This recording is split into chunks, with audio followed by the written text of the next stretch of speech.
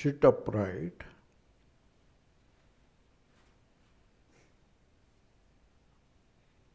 and be still.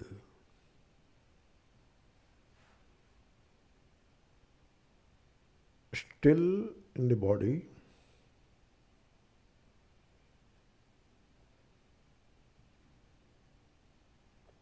without any movement in the body.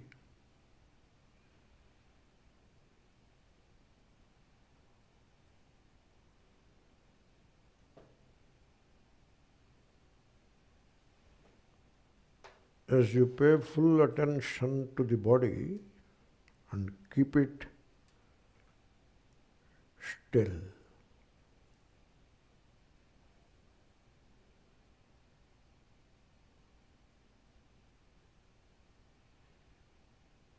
you need not do anything about the mind. The mind becomes still by itself.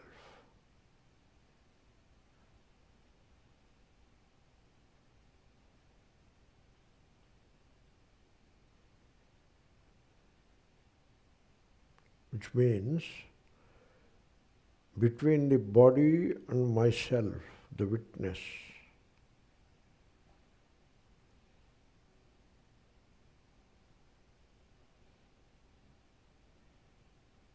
there is no mind, meaning no thoughts.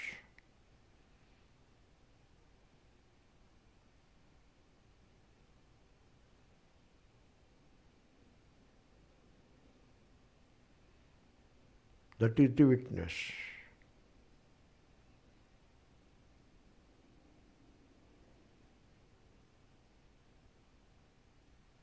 As I keep the body still,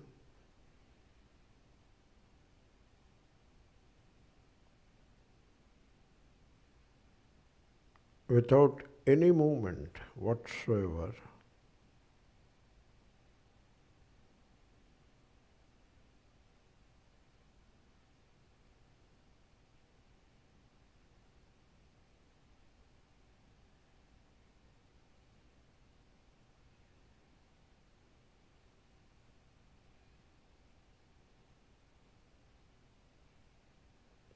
you experience the perfect stillness of the mind.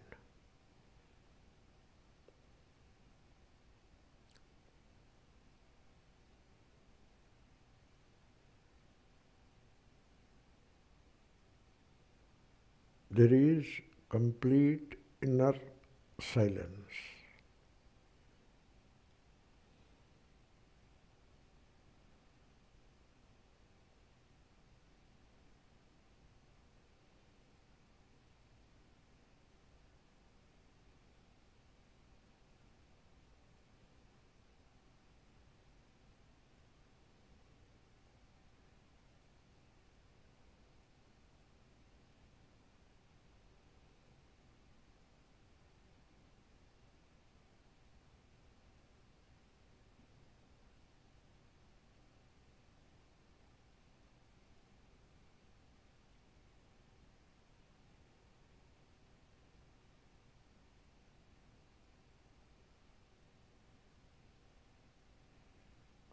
This silence has the power of transforming the inner consciousness.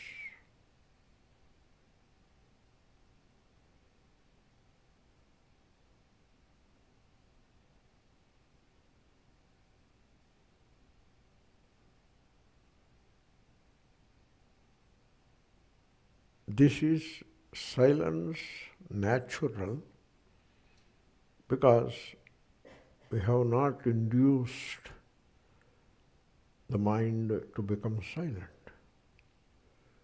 It became silent by itself.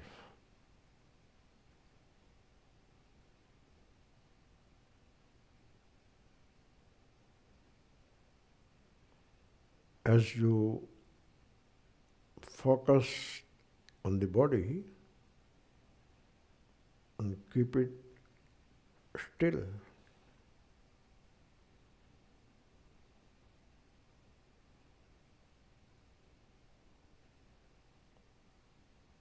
keep a smile also on the lips so that you remain cheerful at the same time.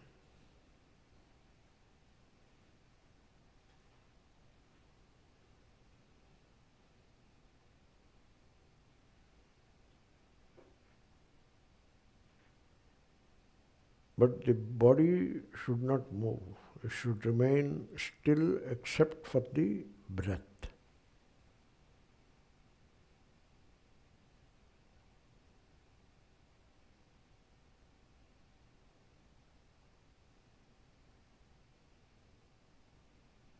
That is a challenge which you have to accept.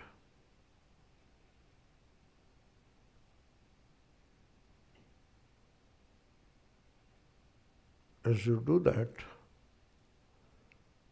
between you, the witness, and the body,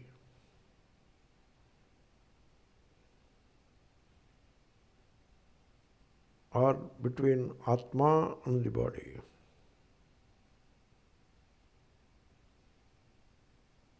there is no mind.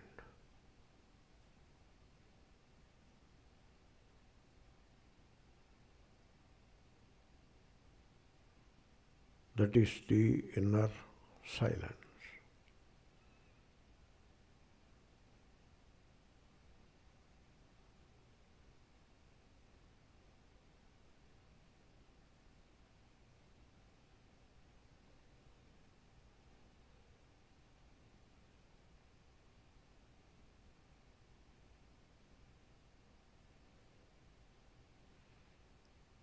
In case a thought springs up, thereby distracting the inner silence, don't get annoyed.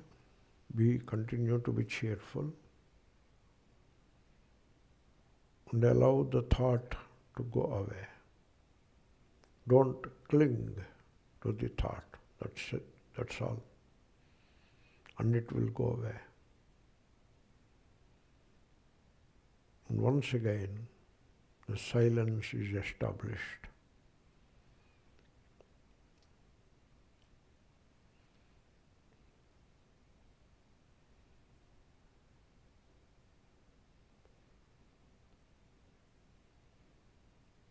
Do you notice any sense of boredom in that inner silence? Possible. That is the vasana.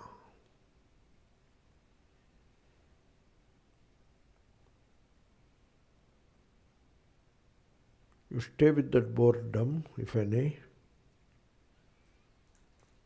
and keep the silence going.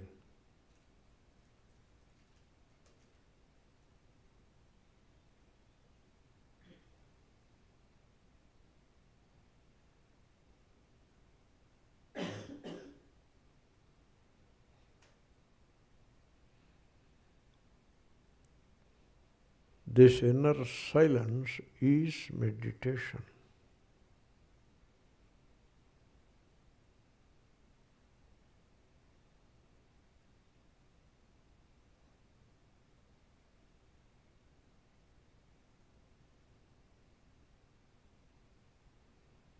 This silence is not void, obviously, because this silence is effulgent. It shines with the light of awareness.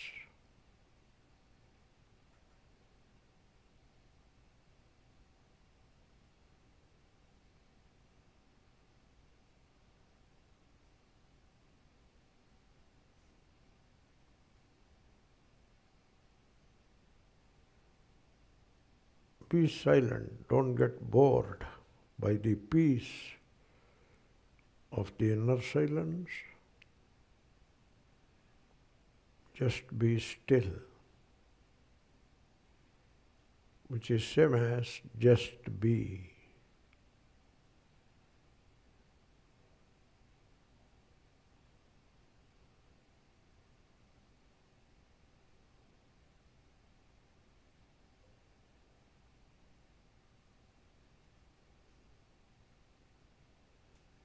Don't wait for any instruction, what next, etc. If there is the sense of waiting, that is the vasana. Ignore it and be still.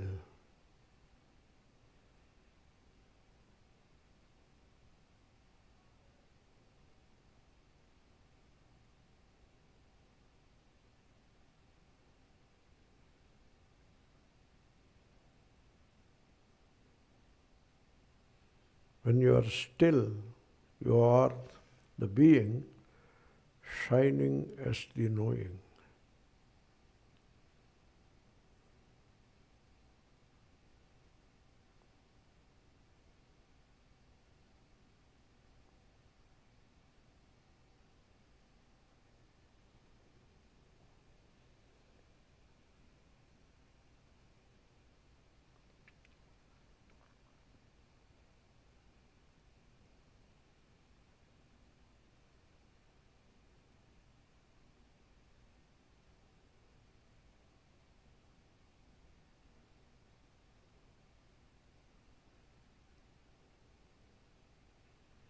Even if you are silent inwardly for 5 minutes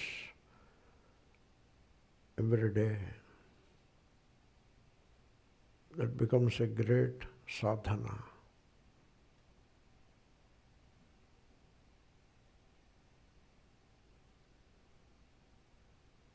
And the silence dissolves all worry, fear, if any.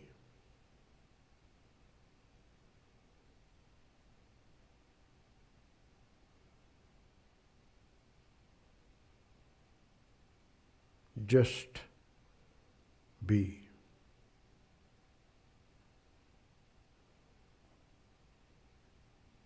Be alert without slipping into sleep.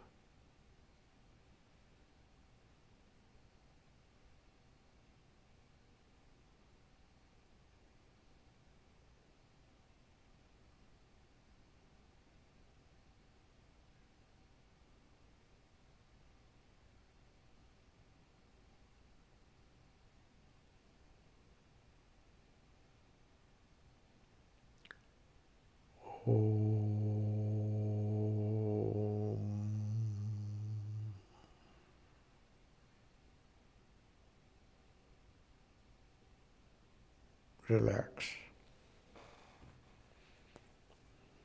Sit at ease and relax.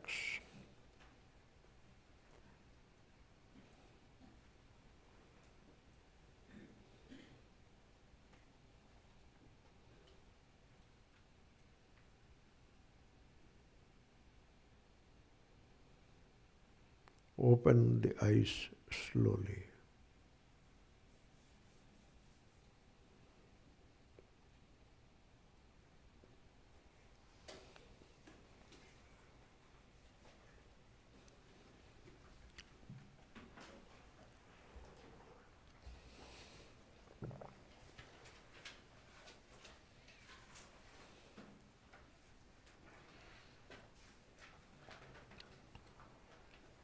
Om Shri Gurubhyo Namaha Harihi Om Shruti Smriti Purananam Alayam Namami Bhagavatpada Shankaram Lokashankaram Narayanam Namaskritya Naram Chaiva Narottamam Devim Saraswatim Vyasam.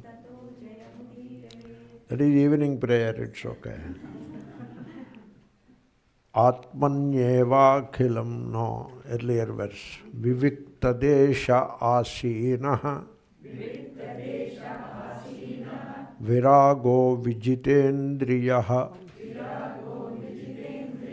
Bhāvayedekamātmānaṃ. Tamanantamananyadhīḥ. So we have to develop the habit of viviktadeśa sevitvam, as it is said in Gita, 13th chapter.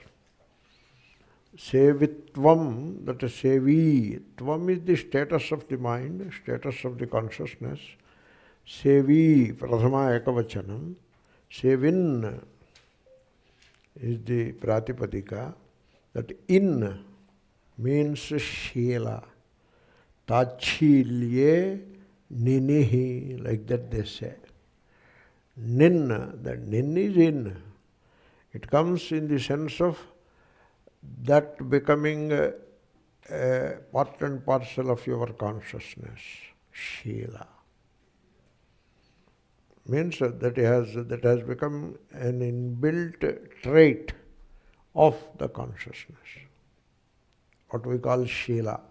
That is the sense in which Panini Maharshi uses the word Shila and mandates the suffix nin, which is in, sevin. Therefore, that becomes our second nature. In English, they call it second nature. So, to stay in a place which is simple, pure in the sense dust etc. should not be there. That is also pure. And it should not be filled with mold, not that kind of a place which makes us sick. And also it should not be wet with water. Because if you sit on a wet surface, that will, the wetness seeps into the body and the bones etc. get affected. And then it must be pure in a spiritual sense also, not like a club, etc. Some people sit, they go out for a walk and sit in a public place. That is not a nice place because the ambience is not right. Generally, there is what is called association. Means when you sit there, you feel like meditating. That kind of association is there. Suppose you go to a temple, but nowadays temples have become very noisy. But generally, at one time, temple used to be a quiet place. And you go there, and the ambience is very pious, and you sit there like that. Nowadays, temples is only darshanam, and just see the image and come out. You don't even see the image, because the image is decorated with multiple things, and bundles of flowers. You don't see anything and come out. So nowhere and prasadam, nowhere to sit and be quiet for a while. That has become a thing of the past, because the values have changed even in the temple. So it is not a quiet place anymore. But the point is, whether it is a temple or a cathedral or whatever, if it is quiet, you better sit there, a pious place. The vivikta has two meanings, physically pure and also spiritually pure. That kind of a place. And you need not build a place for everything. You need not build. Whatever is available, you can choose with the available thing. You can make do with the available thing. Otherwise, you start a fundraiser and start building a meditation. All that is not necessary. I don't think it works in the right direction also. Anyway, so that is the viviktadeśa. So in the verse, it is not desha, it is deshe. Sandhi is the same in both cases. Viviktadeśa āsīnaḥ. You sit there. Āsīnaḥ means neither standing nor lying down, sitting upright. That is āsīnaḥ. Āsanam becomes āsīnaḥ. They are the same, okay? Same word. So, āsīnas sambhavat. That is the Brahma Sutra about meditation. Because when you stand, you are likely to be distracted, the mind. And when you lie down, you are likely to be become dull.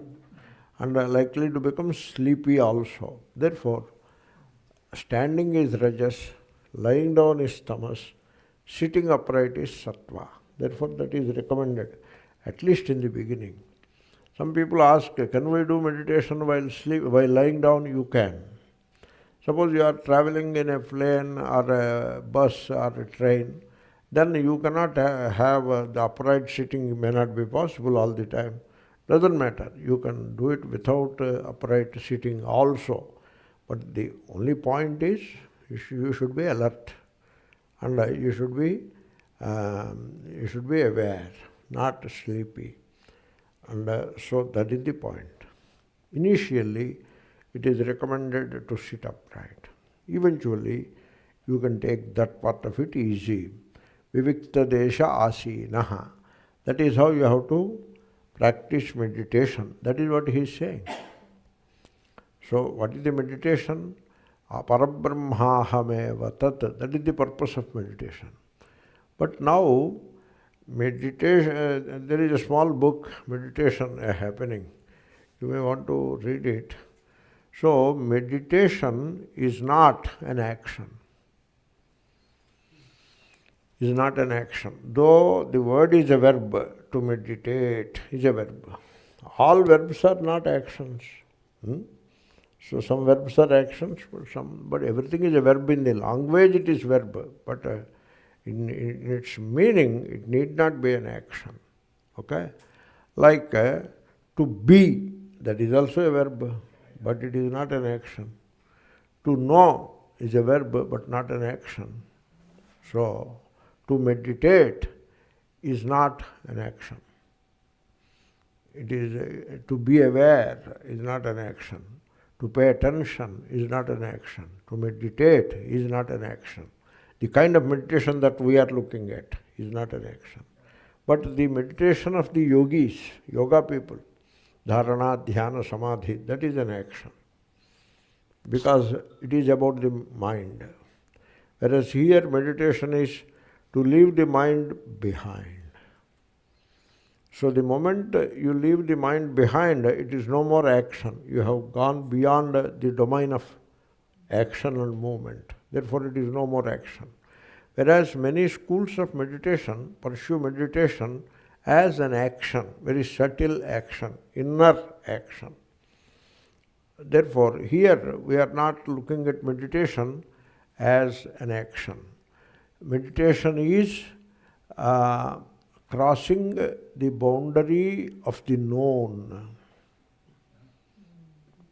Known is mind, known is the memory, known is the past.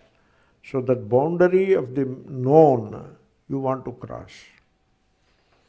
And going into, so if you cross the boundary of the known, where will you go?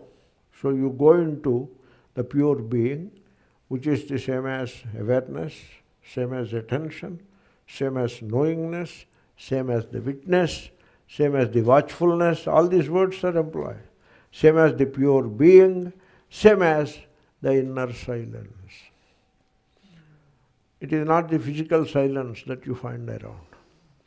It is not even the inner silence of the mind, because mind is agitated, now the mind is silent. It is not that kind of silence also.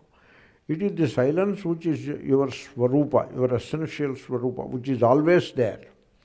Whereas the silence of the mind is not always there, it comes and goes. The physical silence is not always there, it comes and goes. Whereas the inner silence is timeless. And so you establish a connect with that inner silence, inner being, which is Parabrahma, which is the God. And to get the connect with it, that is the meditation. And as you cross the boundary of the known, so now you are entering into the domain of the unknown. This is the adventure. Therefore, meditation is an adventure into the unknown. And you adventure into the unknown not to know the unknown. That is again problem. Then it is not unknown anymore. It becomes a contradiction. So suppose you know the unknown, then it becomes the known. And so why do you call it unknown? And so it is not the other kind of unknown. At the level of the mind, there is known and unknown. It is not like that. It is essentially unknown. That's why, to make it clear, we add unknown and unknowable. That is what it is. Therefore, you need not know the unknown. That's why we give a small advice there. Do not try to know or assess the silence. Because if you try to assess or know the silence, that becomes a disturbance in the silence. Because your attempt to know or assess becomes a disturbance in the silence. Therefore, don't try to know the silence. Don't try to employ the intellect there. And then in that silence, it is not your silence. Because you, the person, is not there in that silence. It is the silence which takes in or devours the you. It is not your silence. You are not there. Therefore, such an adventure into the unknown, where you lose your persona, or simply said, you lose yourself. That is the adventure into the unknown and unknowable. And therefore, meditation is just to be. That is meditation. Not doing anything. No action. No thought. No emotion. No knowledge. No knowledge. The mechanical process of knowledge, knowing, is also not there. Therefore, action, thought, emotion, knowledge, intellection, that is, no, none of it is there. That is the silence. And so, there you be, that is the meditation. When you be in that, you are in Brahman. That is the Brahman. Here the problem is, oh, is it that simple? Unbelievable. That problem comes. Because it is that simple, if that is Brahman, it is that simple, then why are we struggling so much? Yeah, you need not struggle. Then why people in the world are struggling? God, this and that. So that is the conditioning.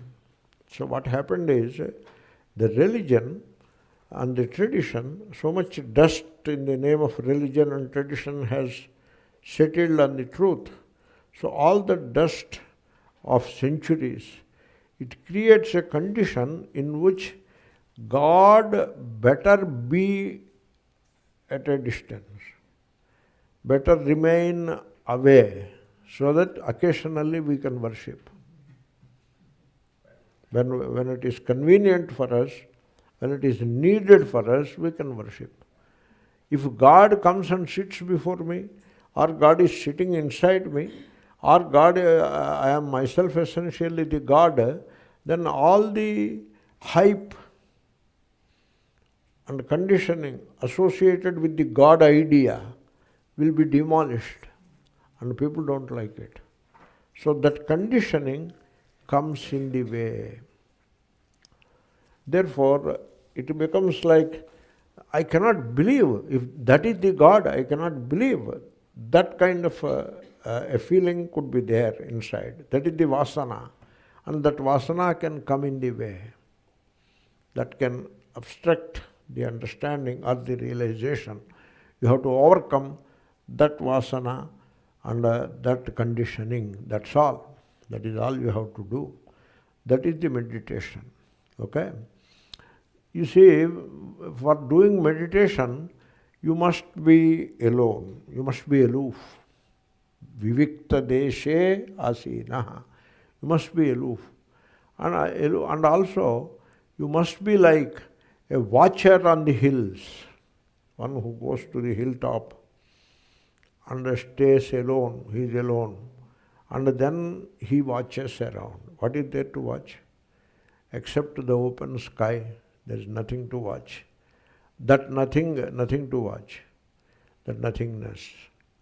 And then, so when there is something to watch, you watch it, but there is nothing to watch, then you become the watchfulness.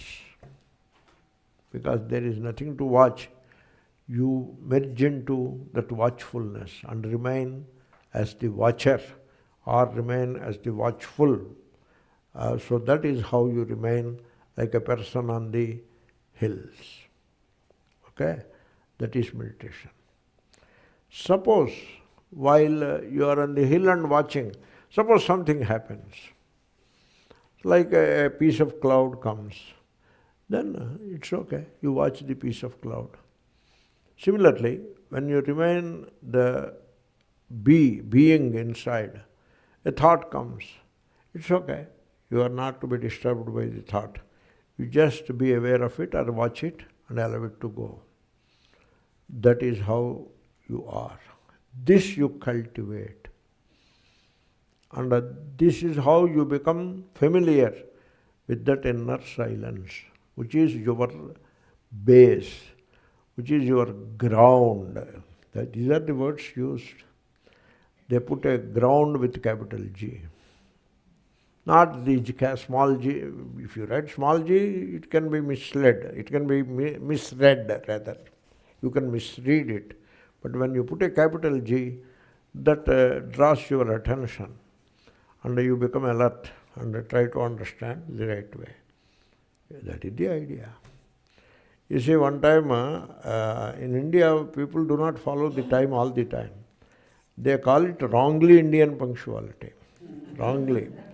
The Indian punctuality is you follow to the minute and to the second. That is Indian punctuality. You call it muhurtam. So muhurtam means you should not delay 1 second also. And you should not finish 1 second before also. That is the muhurtam. That is the real Indian punctuality. But people do not pay attention. They do not follow the time. And sometimes following the time is considered a disadvantage also. So people have not come yet. This happened to me a dozen times. I go at the right time and I say, come on, where is the mic? You said 4 o'clock. I am here sitting. They don't even call me onto the dais. I go and sit on the dais. I am ready. What are all you doing? No, Swamiji, please go into the room and take some more rest because people have not yet come. You have come. Put mic. I will start. So, anyway, so the point is, I announce like the class starts at 9:58. That is how I announce. You got the point? And when it is printed like that 9:58 or 9:59, the program begins at 9:59. It draws your attention. That is the purpose. Not that heavens are going to fall if you start at 10 or 10:05, 10:05. Similarly, capital G is meant to draw your attention. That is the idea of a capital letter suddenly in between. Generally, capital you put at the beginning of the sentence, and also some rules are there. Some proper noun or whatever, it begins with a capital letter, this and that. This doesn't get into those rules, doesn't fall into those rules, but you put a capital. Means someone is drawing your attention. So that is the ground. That inner silence is your ground. That's why they put a capital G. This is Emerson. I liked it. That's why I say it. So capital G, that is the ground. How people take? People take, the world is the ground. The world is not the ground for you. The home is the ground. My own home. That is the ground. No. Then body is the ground. You are wrong. If you make body the ground, you are in trouble. Never make body the ground. Never make mind the ground. Mind is all very shaky thing it is. It cannot be ground for anything. Then what is my ground? The unknown, the unknowable, the inner silence, that is my ground. And I get established there. That is the āsīno. And so you practice it, there you are alone. Therefore, viviktadeśa, it is the ground within. That is the meaning. To reach there, you start with a place which is where you can remain aloof. It can mean outward, viviktadeśa, and inward also, the inner ground. And so, in that ground, when you establish yourself in that ground, you are not the doer. You are the watcher. There is no knowing also. I know part, I know this, I know that. No, there is no knowing. You cannot know Brahma. If you know Brahma, then that is not Brahma. Okay? So, yan manasa na manute. There manu avabodhane. The man is intellection. So that which is not objectified by the power of intellect. Yenahur mano matam. Therefore, you are not going to know Brahman. This idea that you will know Brahman, you have to put it aside. You cannot know Brahman. You can only be Brahman. Okay? Therefore, you are not the knower there. The intellect also has no role to play. You are not the doer. You see, when you know the part, that is the movement of mind. When you think, that is the movement of mind, emotion, movement of mind. All of that is movement only. And therefore, in this meditation, there is no movement. You are not the doer. You are the watcher. Watching is not doing. You should know that. Watching is not doing. Watching is that knowingness, that is what it is. The awareness, that is called watching. It is not the witnessing, that is what watching is. And it is not knowing. Therefore, so you have to understand that you are not the doer. You are only the watcher. I am not saying you are not the doer, you are the knower. That also I am not saying. Because knowing is also a mechanical process. That's why you have to be very cautious about these things. So, therefore, meditation is not an action. And therefore, you do not do it. It happens. When you stop doing and when you allow it to happen, it happens. And that's why meditation is a happening.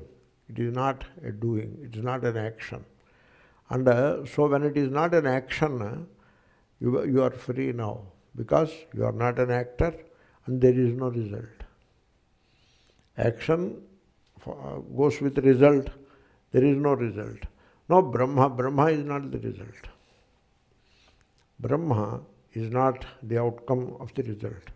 It is not the end of the road. It is you. It is not the other side of the river. It is you. So Shankara says in Brahma Sutra Bhashya, na vikaryam, na apyam, na utpadyam. So one more thing he says. When I remember, I will tell you. It is not na vikaryam, I said. So you cannot reach it. Na apyam, you cannot reach it by moving. It is not the end of the road. Na vikaryam, you cannot gain it by bringing a modification. Na samskaryam, na samskaryam. Na apyam, na vikaryam. So na utpadyam, you cannot create it. Like samadhi you can create. Some power, the siddhi you do not have, by doing the samadhi you can create that power. This is what yoga people tell. If you go to Rishikesh, there are many gurus like this. And they push people into this kind of a thing. The brahmacharis and the young people, they are bursting with energy, you know. In the youth, there is so much energy. And so they go and they give this kind of a goal. So you practice samadhi so that your body feels like a whip of the wind. And it feels like the dry flower or a little piece of cotton. It feels like that. And it becomes very light and you can go. in the sky. And our Guru Maharaj went like that. From Hrishikesh he went to Jalandhar by sky. Okay? How do you know it? Did you not read the book? Whatever is printed in the book becomes a pramana. There is a book like that. Patanjali Yoga Sutras, there is a sutra, it is a book, it is the scripture, it is the shastra, it is the pramana.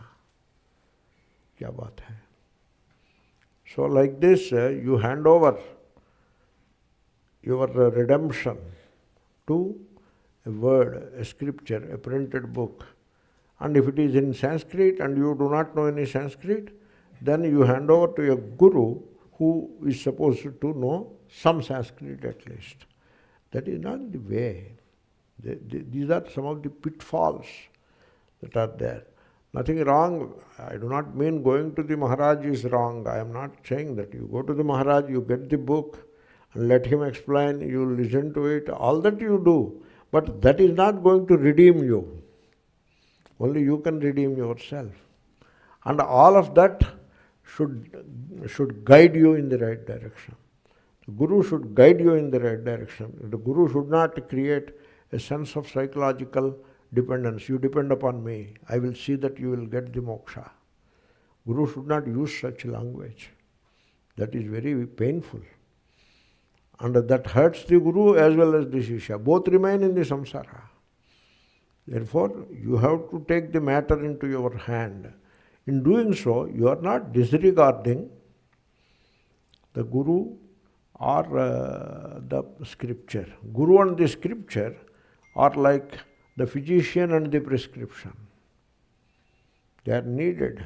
But finally, you have to solve the problem of ill health by taking medicine properly and doing the physiotherapy properly, following the food habits properly. All that you have to do it, and you have to pull yourself out of the illness. Anyway, I have slightly digressed. Therefore, so you have to proceed in this direction. So how to start? You understand, you look at your consciousness. It is the consciousness which examines the consciousness. That is how it works. Okay? So when I say you look at yourself, that is what is happening in a way.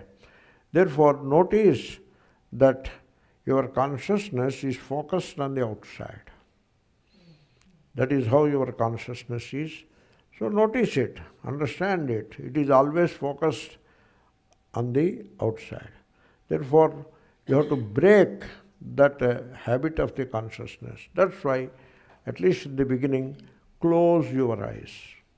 When you close the eyes, sarvendriyanam nayanam pradhanam. Therefore, it is through eyes that the mind runs out into the world. So by closing the window of the eyes, you have mostly shut off the world. Mostly. Sound can be there, but sound is not that overpowering as the sight is.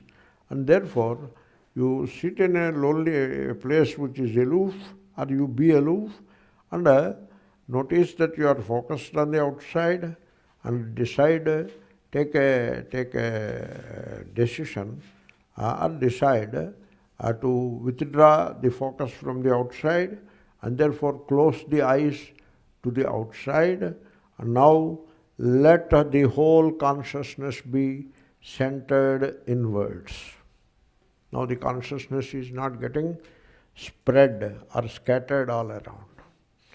The entire focus of consciousness is focused on itself. They give an example for this, if you notice. There is a window, there is a room, body is the room, and there is a window, eyes are the window like that. And now there is a mirror in the room, okay? Now the mirror, the window, and the sun is outside. And the sunlight comes through the window and falls upon the mirror. And now the mirror reflects the sunlight, and all the objects in the room, they get illuminated. That is how it is happening.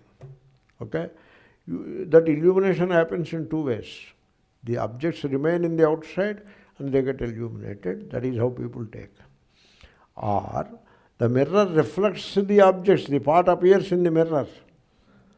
That is more appropriate, really speaking. Okay? In the example, it works only up to a point. So all the objects which are in the room, they are also in the mirror. And the objects in the mirror are also shining because of the reflected light only.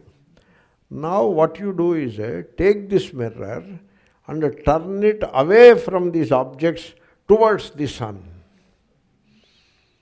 Okay? Towards the sun, you turn the object, the mirror towards the sun.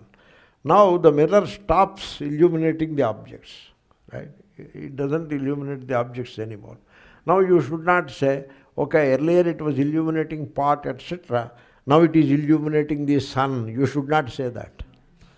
Because a mirror doesn't illuminate the sun. Sun illuminates the mirror.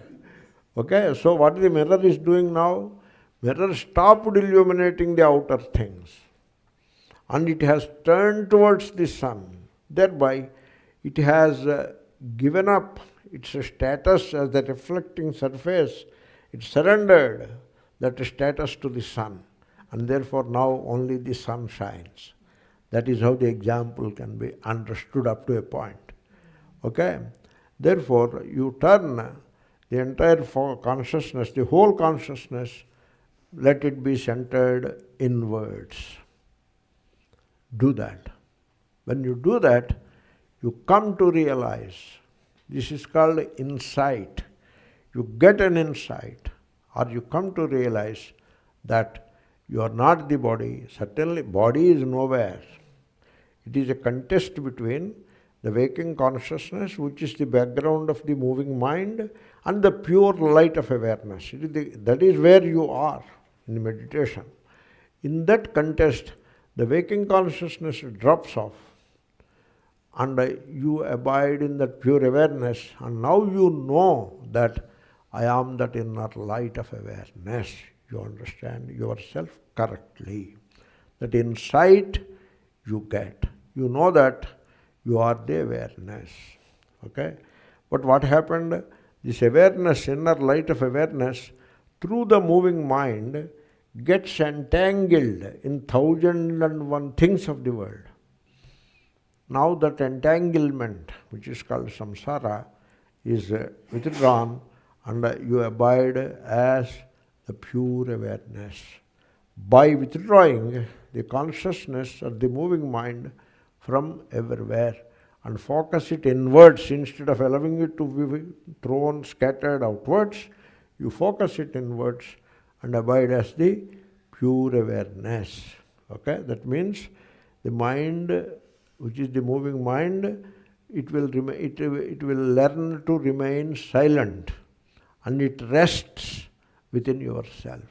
Mind needs rest, you know. So out of the 7 sins, 1 sin was missing. We counted only 6. The 7th one is stress. Okay? So now mind learns to rest within, and it becomes free from stress. Now by doing that, you have arrived home. That is your home. That is the ground. That is your Swarupa, and that is the Brahma. That's why Tattvamasi. Therefore, so that is the way in which meditation has to be understood. Viviktadeśa āsīno virāgo.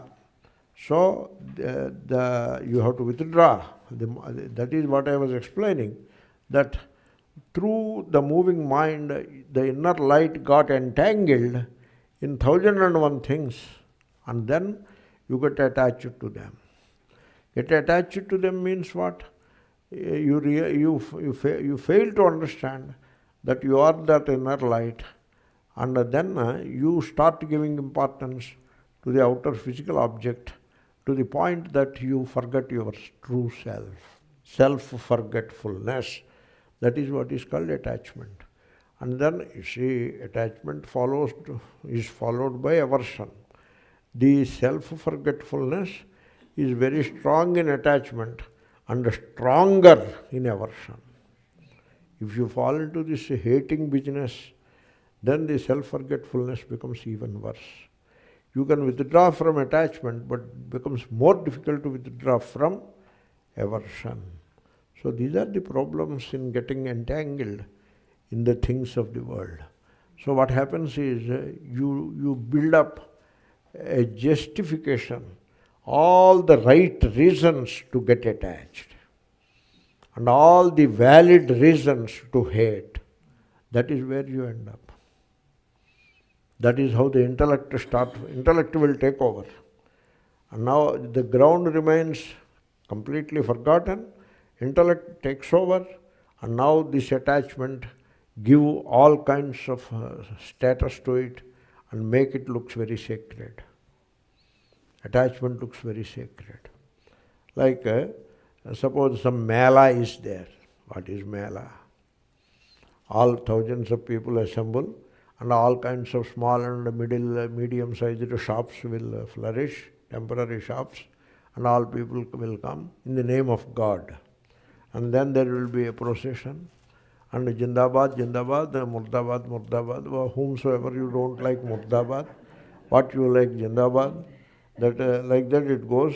Or sing songs, mic, this and that, Akkamma Mahadeva, Jindabad, Akkamma Mahad, something like that will be going on. And so otherwise Muchalamma, Jindabad, etc. And then you go into another spin. So another spin is a hatred spin also will come. Because you do not allow some of the Hindus to come inside. You put them at a distance.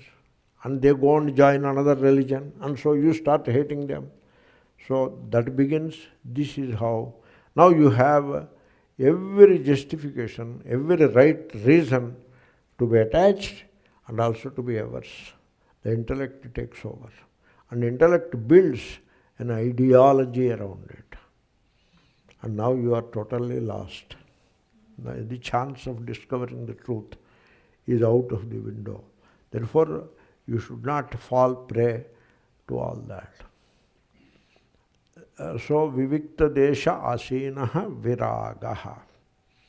That is what I was explaining. Then he says, vijitendriyaḥ. This indriya thing I will reserve for Yaksha Prashna class. Okay, you have to conquer the organs. You have to conquer the organs. You see, look at me. Look at my feet. Are they stable? Are they not stable? Or am I moving like this? Now you look at my feet. I am moving the feet. So many people do that, right? Many gurus also do that. You know that? That is wrong. And means an unnecessary movement. That means it is not physical, it is mind, it is. It is mind like this. You should not do that. So when you sit, it remains stable. Similarly, hands, what is this? Rocking. And you get a chair which facilitates rocking. There is a proposal to get a chair for me for rocking. I said no. No rocking. Because vijitendriyaḥ. You should not rock. You sit upright or go and lie down and take rest. Not rocking. Karmendriyas, you have to conquer karmendriyas. This is the topic for evening. We will reserve there in Yaksha Prashna. Therefore, you have to overcome the mental weakness of attachment and aversion, virāgo.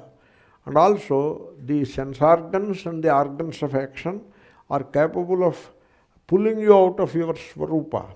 And therefore, you should have a kind of mastery over them too. So the way to enter into this final communion is to begin with, when the mind, the intellect, the organs, etc. are pulling us away into the world, you have to learn the art of witnessing. That will take you into the domain or embrace of the meditation which I have described till now. So the essential prerequisite for meditation, dhyana, is to learn to how to witness. Learn how to witness. So sit upright and watch the body. Witness the body. Then witness the sense organs, witness the organs of action, witness the mind, witness the intellect. So that will help you. As you witness, every time you witness, you move inwards. You go and get connected to the awareness. It is like you go and stand to the wall. You are in the middle, then you move towards the wall and stand to the wall. That wall gives you that stability. That witnessing is that kind of a thing that helps you to get established in meditation. Witnessing, even while eyes are open too, you can think of bringing in the art of witnessing. Like there is a tree, you are seeing a tree. So I am here, the tree is there. Okay, I am here. The one who sees the tree, the seer, is here, the tree is there. Subject, object. That is not the end of it. There is a witness also. The witness witnesses the subject seeing the tree, which is the object. Means you not only see, but also know that you are seeing. Is it not so? You look at yourself. Walking meditation. You not only walk, but in walking also there is subject-object. The legs are the subject, and the steps you take, they are the object. That is the subject-object. I will walk 100 meters. Means what? That the 100 meters covering step after step becomes the object. And legs. The legs means not the physical things alone. The life inside the expressing in the legs, that is the subject. And now that is the subject, the distance, the steps is the object, and you are the witness. Okay? Therefore, that is easy. With walking, witnessing can be easy. With breath, witnessing is easy. In breath, the lungs, the body, the physiology, the life is the subject, and the inhalation, exhalation are the object, and you are the witness. And then while looking at the tree, it is a bit more difficult. You have to suspend the memory and then look at the tree, and so the subject is watching the tree, and then be the witness of the process, not witness of the tree. Be the witness of the cognition of cognitive process of watching, seeing the tree. Be witness of that cognitive process. It's a dipole process, and be a witness of that. So some of these things you practice, and so that kind of witnessing itself is meditation. Mindfulness. That is mindfulness, yeah. Buddhist language it is. I am not using the expression mindfulness because it is made popular by these Vijnanavadis and Shunyavadis. Therefore, so Shankara was called Prachanna-bodhaḥ. So somebody asked me, you are following Shankara, who is a Prachanna-bodhaḥ. I told, why Prachanna-bodhaḥ? What is there to hide? We are open Bodhas. And I started teaching Dhammapadam. Therefore, what is Prachanna? Why should you hide about it? Therefore, so witnessing is meditation.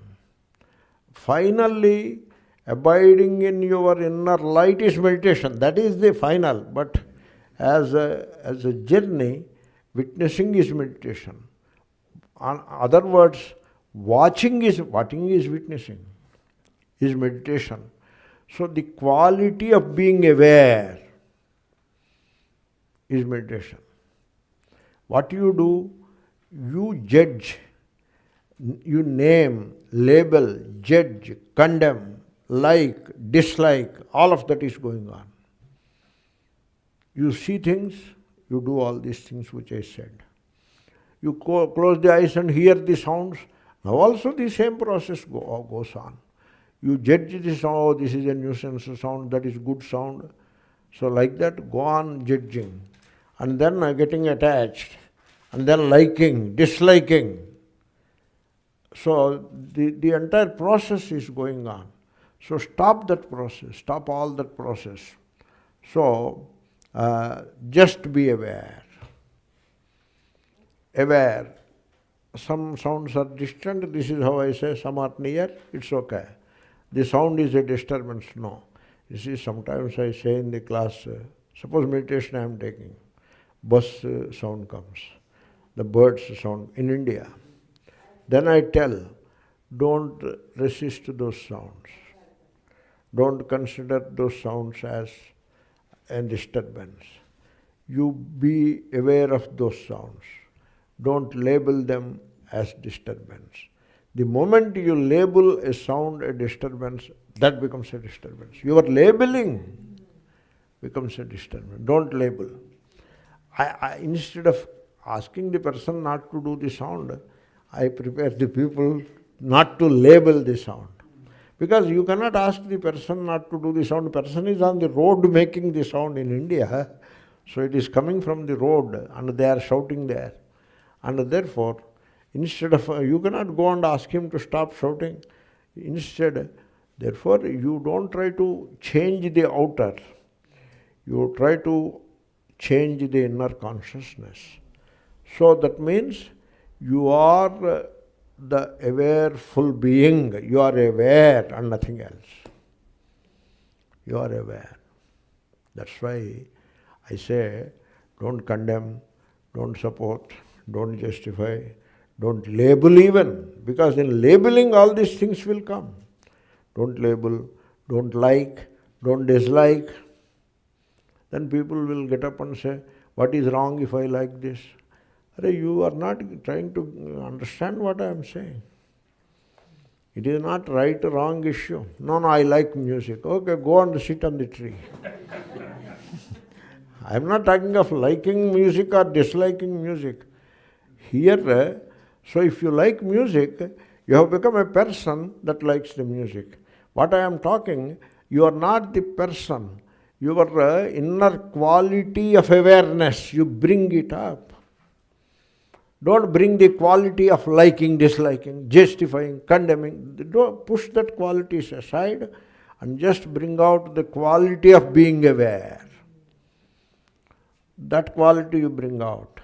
And therefore, the quality of being aware is meditation. The quality of being alert is meditation. That is where you have to move.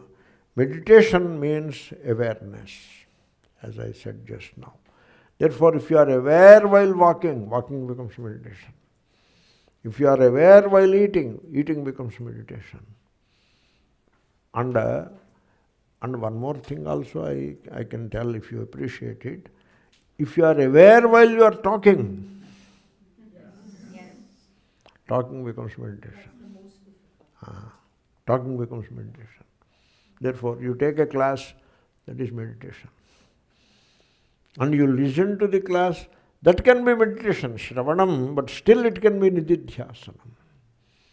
Therefore, this is the way you understand the meditation. So, bhāvayedekamātmānaṃ tamanantamananyadhīḥ. So, then vijitendriyaḥ. Then we come to bhāvayet. You see, in meditation, there must be love. Bhavana. Bhavana is love. Suppose Shankara says chintayet, that is not love. Okay? So, whereas bhavayet is love. Bhavana. Therefore, you see, as long as you believe that love and knowledge are different, you do not know the truth. Knowledge is love. Love is knowledge. Therefore, because Sat, Chit, Ananda, that is the same it is. What is Chit is also Ananda. What is Chit is also Sat. There is no division between being and knowing. Similarly, there is no division between knowing and love. That is what Ananda is. And therefore, this bhavana, Shankara introduced this word elsewhere. In the context of meditation, he puts the word bhavana. He is not a man of many words. He just drops a word. I draw your attention to Mundaka Upanishad, where The verse is, so, pranavo dhanusharo hyatma brahmatallakshyamuchyate apramattena vedhavyam sharavattanmayo bhavet. There you see Bhashya. While explaining the word apramattena, he introduces the word bhavana. You see, what all conditions I have put and said, you have to practice all this. When we say you will be able to practice all this only when you have love for it. Unfortunately, all our love is just scattered in the things of the world. I love my house, I love my dog, I love my son, I love my father. You say love and then you will say hate also later. I love my face, I love my shirt, I love my dress, I love my marks on the face. So like this, so love is scattered all kinds of things. Except loving that inner ground, we love everything else. We should withdraw the love from all over that. While withdrawing the consciousness, while withdrawing the awareness, you withdraw the love also. You don't love any of these things. You love the inner being. When I love the inner being, am I not ignoring all these things? No, you are not ignoring. Because that inner being includes all. It includes all. Therefore, you see, for some time, you should stop all these worldly activities and focus on yourself. Okay? No, if I give up worldly activities, what will happen to all those activities? Well, nothing will happen. You are living in a what they call fool's paradise or whatever they call it. You are imagining things, nothing will happen. Things happen, whatever things happen, they happen. Whether you are involved or not involved, things will happen. So, you should not be like, in our childhood, we got some mangoes. They are not yet ripe. Unripened mangoes, a dozen or 2 dozen. Mother, what she did, she got hold of some dry grass and put them in some corner without anybody's knowledge and covered it with dry grass and left it there. I noticed this. And now I know. I told mother, I know what is under the dry grass. Good. You don't look at it, don't go near that, leave it alone. And next day morning I went there and checked. Then mother told, don't check like that. Leave it alone. If you check, it won't become ripe. You forget about it, leave it alone, it becomes ripe. So, suppose you check every 1 hour. Or you don't check, leave it for 3 days. Is there a difference? There is no difference. It becomes ripe even without your checking. Suppose you believe, if I don't check hourly, what will happen to those fruits? They may not ripen. That means what? You just don't know how the world moves. Okay? That is the example. You need not check anything. You just be with yourself, in yourself, and allow things to happen. And when time comes, you find out what is going on. Already what must have happened has already happened. Therefore, so means withdraw the love from the worldly things. When you attach the love to worldly things, that becomes attachment. That is what is called attachment. Withdraw. And you learn to love yourself. You see, you do that already. You do that already. Only we are trying to put it, give a direction to that. Take the selfishness out of it and put the real self in it. That's why this is a journey from myself to myself. Capital yes or capital M also. That is the journey. So it is the journey from the small self to the true self. That is the journey. And therefore, vijitendriyaḥ, virāgah. So some of these conditions you have to fulfill. We'll continue this meditation thing. Bhavayet. So, bhavana, bhashya of Shankara for the Mundaka mantra also, you may look at it, that bhavana, the love. Means you should love the silence, you should love the witnessing, you should love the alertness, you should love the stillness, you should love the aloofness. All that when you love, you have conquered the samsara and now you have meditation in your grip. So let us see one or two questions. So the idea of ganglionious consciousness, ganglion consciousness, whatever I say, a ganglionic consciousness. The idea is, you see, suppose you look at a human being and look at him as human being without cutting up the man, without dividing the man as Brahmana, Kshatriya, Shudra, Indian, American, black, white, race, this, that. That is ganglionic consciousness. Friend, foe. Drop all those things and come to the core and be conscious of the core. That is ganglionic consciousness. Because the ganglionic cells, they do not cognize forms and colors. They just cognize the light alone. That's why even when you close the eyes, you are aware of the light. That is the ganglion. Therefore, in ganglionic consciousness, I am aware of the human being and nobody else. Not the human being cut up into caste, creed, race, religion, etc. That is ganglionic consciousness. Similarly, when you see animals, etc., you are conscious of life. This is what we call the opposite of fragmentary thinking. The ganglionic consciousness is the opposite of fragmentary consciousness. People, they think in terms of fragmentation. They fragment, they divide, they cut up. That is the word used. They cut up the human being into various definitions. And so become free from all these binding definitions, binding identifications, become free from all that, and look at a human being as a human being. No, there is some weakness in it. It's okay.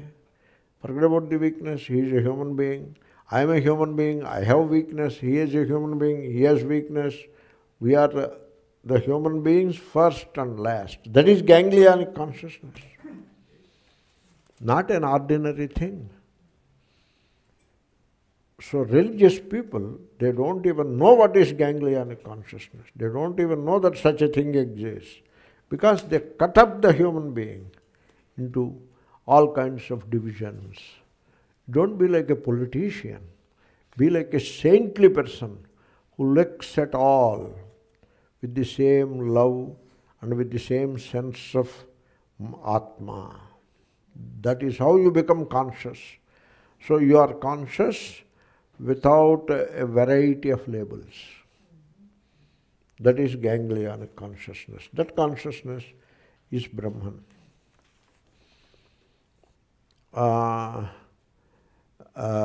You can feel the blissful aspect of Brahman in creation. You see, in ganglionic consciousness, you are conscious of the presence, the being, and not names and forms. The being, so that is stripped off the names and forms. Stripped off the names and forms. That is the ganglionic consciousness. That means you are conscious of the pure being. While looking at a tree, while looking at a person, you are conscious of the pure being. In that consciousness, what happens, you gain the insight that you are the same being. You yourself are the same being. Therefore, the division between myself and the other, it collapses. It is the same being. What I am is what all these are. Suppose a poet says, I got a poem like that. So, I am the birds in the flight. Means that is ganglionic consciousness. I am the mountain, I am the tree, I am the river, I am the creek, I am the dead leaf, dry leaf. Ramatirtha. That is ganglion consciousness. So even while giving a name, you rise above the name and form and see the being in it, which myself am, which I myself am. That is the consciousness which is called Brahman realization. That is what it is. Another name, that is the correct name is Sarvatma Bhava. That is the correct name. Simply negating the names and forms. Very simple it is. Yeah. And then Pratibimba Chaitanya. You see, this is Bimba Pratibimba Vada. It is like that. It is useful. Just now I described Bimba Pratibimba Vada for you. Like the sun, the window, the dark room, the mirror, the light falls on the mirror and all the objects in the room come to light. And they come to light inside the mirror. That is the way example should be understood. Because whatever you perceive is in you, it is not outside. Some people may find it difficult to understand. That's why I say you need some physics. Some primary training in physics is essential. It will be very helpful. That is what I mean. Why I come to that conclusion? Because I see great scholars unable to figure it out. That if only a little physics, they are able to figure it out.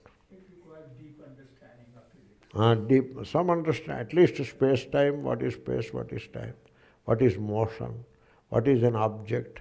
You cannot have object without space and time. Shankara says, Desha Kala Vastu. A little physics is required. It is a package. Desha Kala Vastu is a package. Even to understand that it is a package, you need a little physics.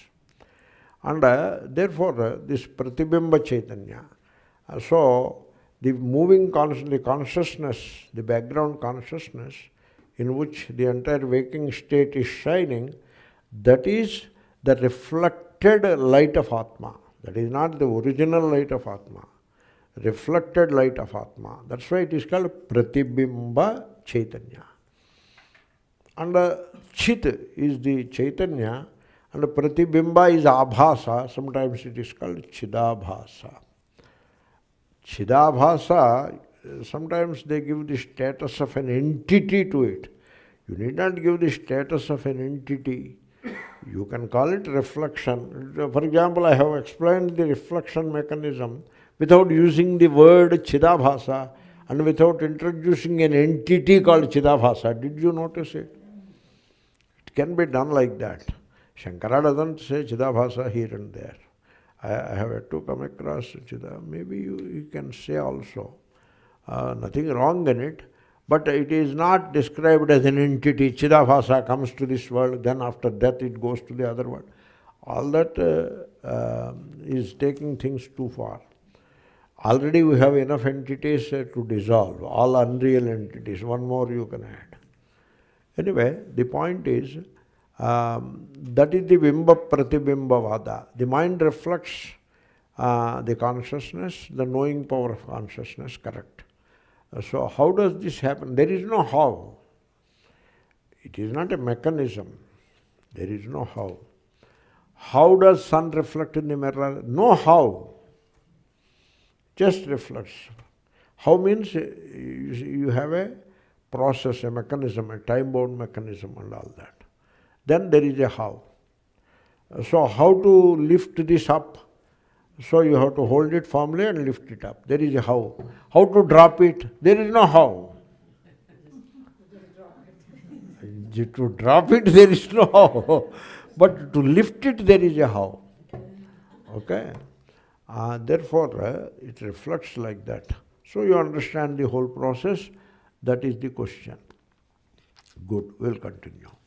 Om Purnamada